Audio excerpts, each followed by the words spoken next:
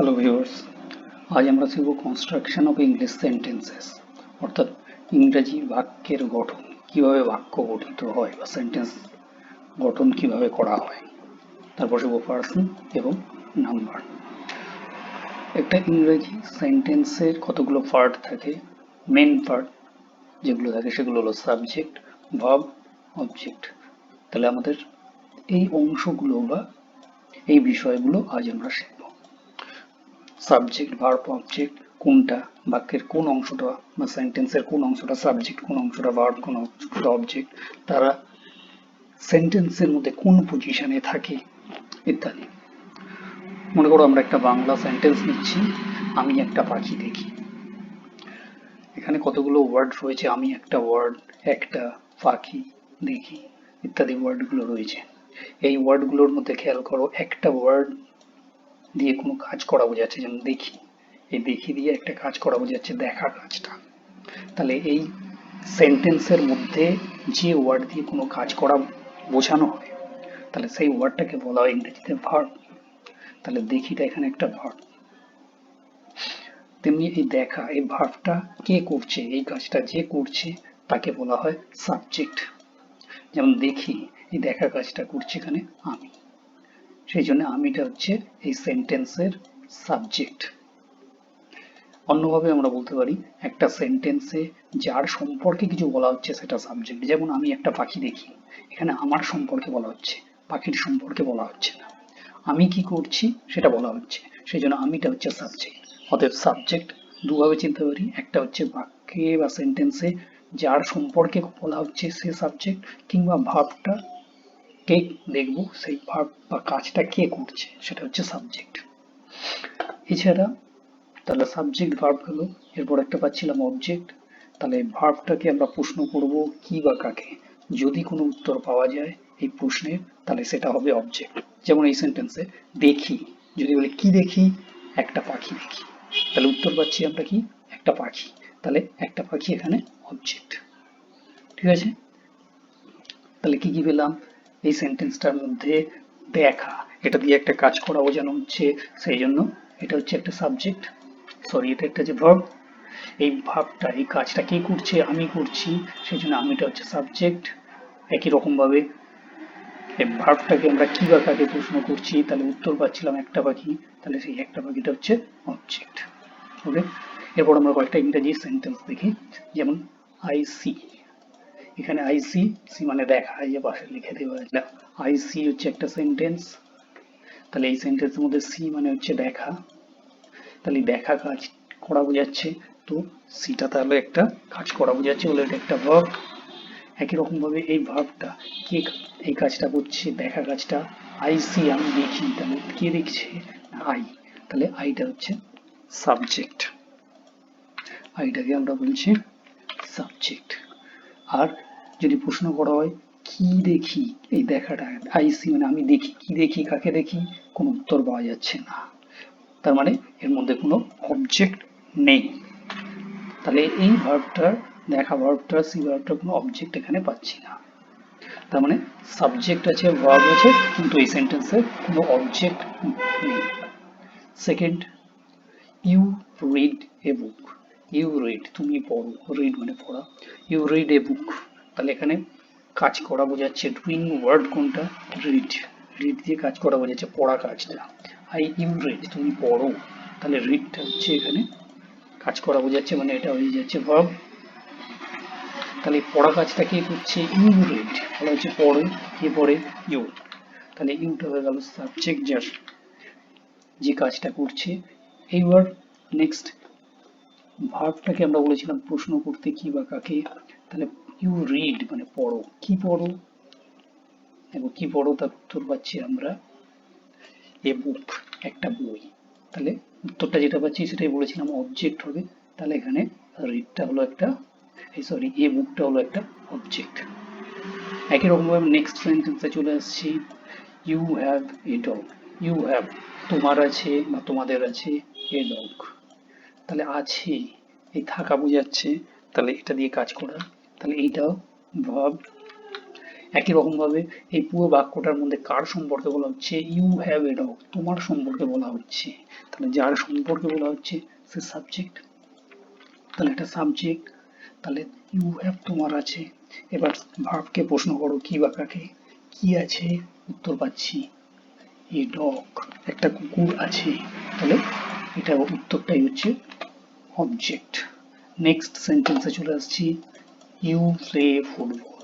You play, তুমি বা তোমরা খেলো ফুটবল, তোমরা ফুটবল খেলো। তাহলে এই প্লেটা দিয়ে কাজ করা বোঝাচ্ছে ভার্ব, প্লে কাজ করা, তার মানে এটা ভার্ব। একই রকম ভাবে এই ভার্বটা কারা সম্পন্ন করছে, এই প্লে, এই কাজটা কারা করছে না ইউ। তাহলে এই কাজ করছে যেটা, যে ওয়ার্ড দিয়ে কাজ, কে কাজ করছে সেটাকে বোঝানো হয়, তো বলা হয়েছিল সেটা হবে সাবজেক্ট। তাহলে ভার্ব পেলাম, সাবজেক্ট পেলাম। এবার ভার্বকে প্রশ্ন করো কি কাকে, ইউ প্লে, তোমরা খেলো, কি খেলো, ফুটবল। উত্তর পাচ্ছি ভার্বকে কি কাকে প্রশ্ন করলে, তাহলে সেটা হয়ে যাচ্ছে আমার অবজেক্ট। একই রকম ভাবে আরেকটা বাক্য নিচ্ছি, হি ইজ এ ফুটবলার। এখানে ইজটা ভার্ব, সে হয় একজন ফুটবলার। তাহলে ইউজটা হচ্ছে ভার্ব। তাহলে এই বাক্যে কার সম্পর্কে বলা হয়েছে, হি, তার সম্পর্কে বলা হচ্ছে, সেই জন্য সেটা সাবজেক্ট। নেক্সট, ইজ, তুমি হও, কি হও, এ ফুটবলার। দেখো উত্তর পাচ্ছি যে কি কাকে প্রশ্ন করছে, তুমি কি, কিন্তু উত্তর পেলেও এটা অবজেক্ট নয়। নিয়মটা হচ্ছে যদি কোনো be verb, am, is, are, was, were এটাকে প্রশ্ন করে উত্তর পাওয়া যায় তাহলে সেটা অবজেক্ট হবে না, অর্থাৎ বি ভার্বের কোনো অবজেক্ট থাকতে পারে না। তার মানে এক্ষেত্রে এটা অবজেক্ট নয়। তাহলে এটা কি, এরও একটা নাম আছে, এটা হচ্ছে কমপ্লিমেন্ট, এটাকে বলা হয় কমপ্লিমেন্ট। তাহলে প্রথমে আছে সাবজেক্ট, তারপর হচ্ছে ভার্ব, তারপরের অংশটা এখানে অবজেক্ট নয়, এখানে কমপ্লিমেন্ট। একই রকম 6 নম্বর সেন্টেন্সটা দেখছি, দে সুইম, তারা সাঁতার কাটে, ইন দ্য পন্ড, পুকুরে। এখানে সুইমটা হচ্ছে ভার্ব, কাজ করা বোঝাচ্ছে সুইম দিয়ে, তাহলে এটা হচ্ছে ভার্ব। এই কাজটা কে করছে, দে, তারা। তাহলে তারা হচ্ছে বা দে হচ্ছে সাবজেক্ট। সুইম, প্রশ্ন করো কি বা কাকে, দেখো কি সুইম বা কাকে সুইম, কোনো উত্তর হয় না, কোনো উত্তর পাওয়া যায় না, অর্থাৎ এর ক্ষেত্রে কোনো অবজেক্ট নেই। তাহলে সাবজেক্টের পর যে অংশটা আছে সেটা কি, ওই একই জিনিস, ইন এ পন্ড, পুকুরে, এটা হচ্ছে একটা কমপ্লিমেন্ট। তাহলে এখানেও দেখছি সাবজেক্ট, ভার্ব, তারপর আসছে একটা কমপ্লিমেন্ট। ঠিক আছে, তাহলে আমরা কি পেলাম, একটা সেন্টেন্সের মধ্যে ইংরেজিতে পরপর সাজানো থাকছে বাক্যগুলো, খেয়াল করো সেন্টেন্সগুলো, প্রথমে থাকছে সাবজেক্ট, তারপর ভার্ব, তারপর অবজেক্ট। সব বাক্যেই দেয় you have a dog, you subject, have verb, dog object. কিন্তু এখানে বলেছিলাম দে সুইম ইন এ পন্ড, এটা সাবজেক্ট, সুইম ভার্ব, কিন্তু এই অংশটাকে বলছিলাম কমপ্লিমেন্ট, অর্থাৎ সাবজেক্ট ভার্ব অবজেক্ট কিংবা কমপ্লিমেন্ট। সেটাকে এখানে লেখা হয়েছে দেখো, সাবজেক্ট, তারপর ভার্ব, তারপর অবজেক্ট। তাহলে সাবজেক্টের এস, ভার্বের ভি, অবজেক্টের ও।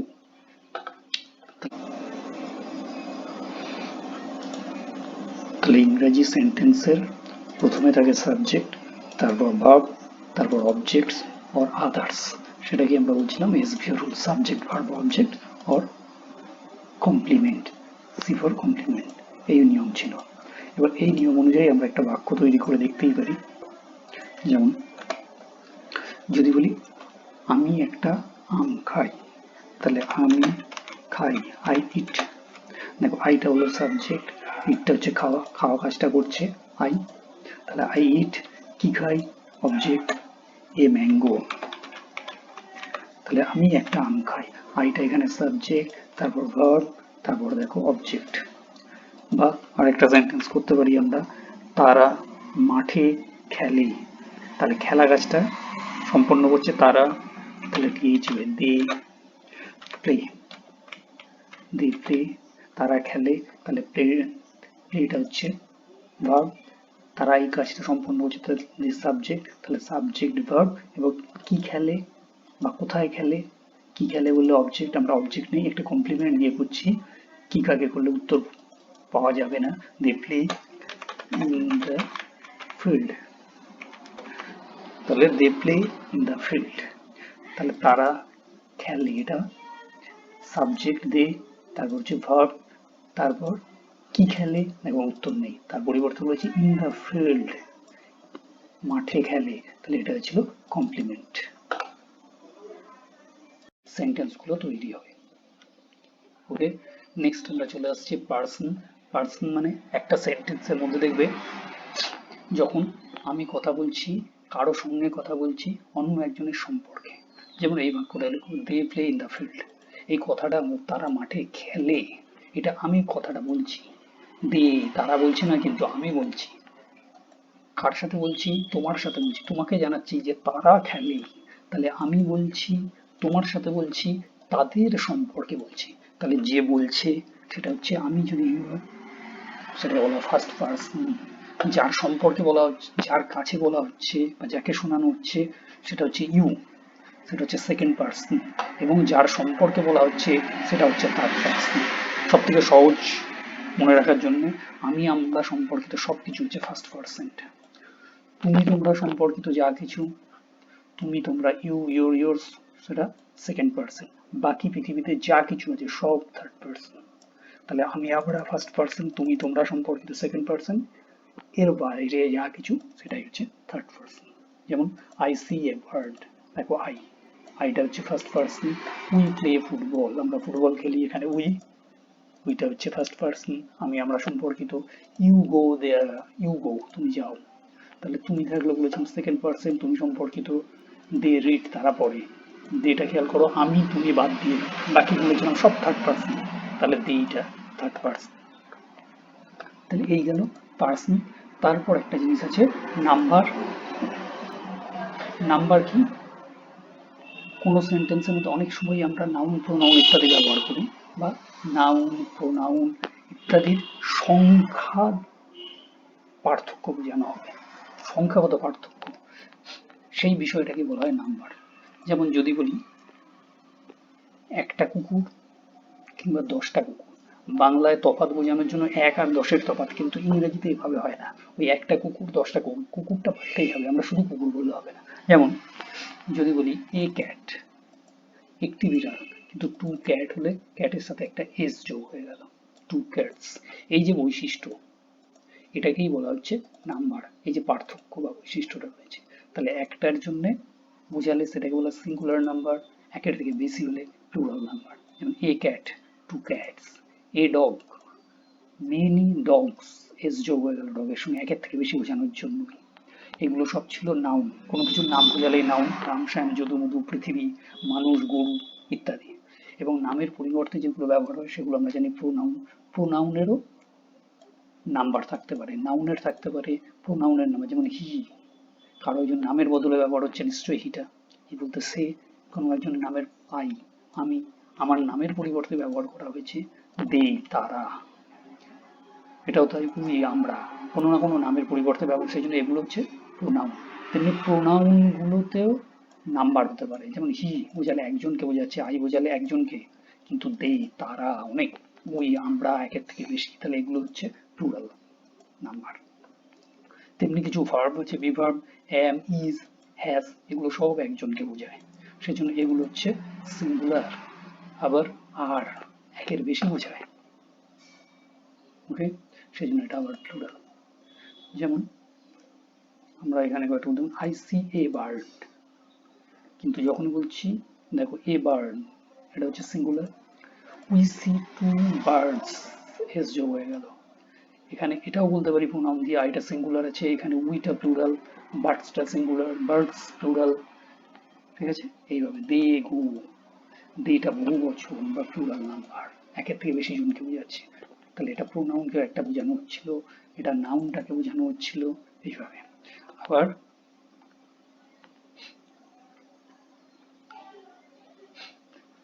তো এই গেল আমাদের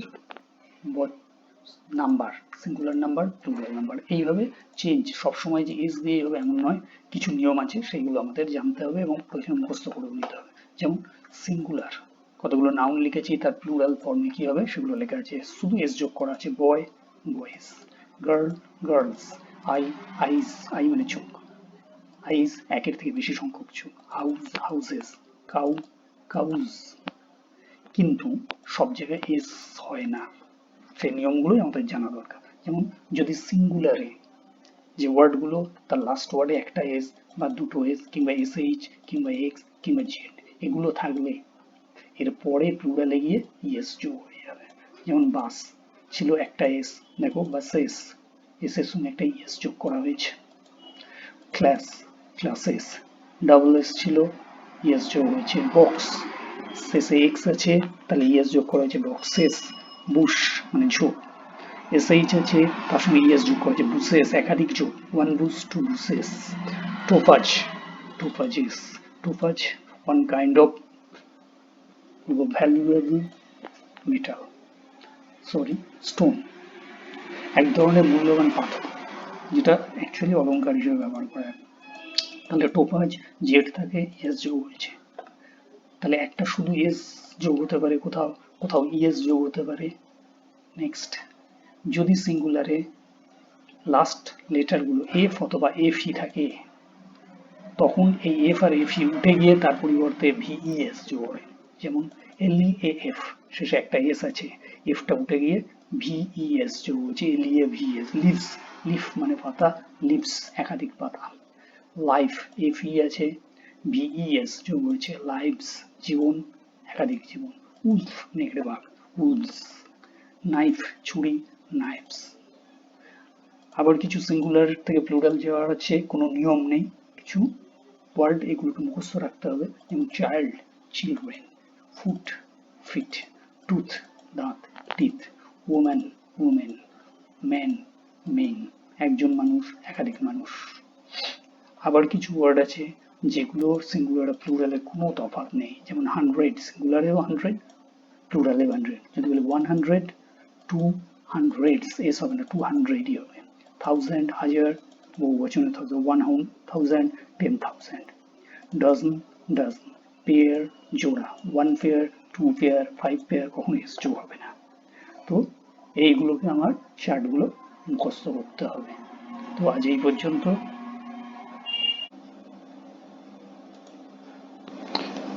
যদি আমার এই ভিডিও তোমাদের পছন্দ হয়ে থাকে তাহলে আমার চ্যানেলটা সাবস্ক্রাইব করো এবং পাশের বেল আইকনটায় ক্লিক করো। So thank you.